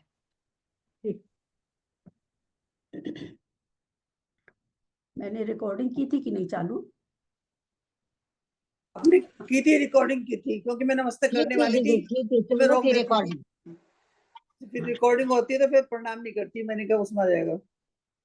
यदक्षरमात्रा पदवाक्यहीनं मया प्रमादादि किंचनोक्तं तन्मे क्षमित्वा विदधातु देवी सरस्वती केवलबोधलब्धिं। बोधि समाधि परिणाम शुद्धि स्वात्मोपलब्धि शिव सौख्य सिद्धि। चिंतामणिं चिंतितवस्तु दाने त्वं वन्दमानस्य ममास्तु देवी। जावानी के ज्ञान ते सुझे लोकालोक सोबानी मस्तक चढ़ो सदा दे तू तो। हे जिनवानी भारती तो ही जपू दिन रहे, जो तेरा शरणा गहे सो पावे सुख चैन। देव भजू अरहंत को गुरु से हो निर्ग्रंथ, दया धर्म पालू सदा यही मोक्ष का अपन। द्वादशांग जिनवानी माता की जय। 9 बार नमोकार।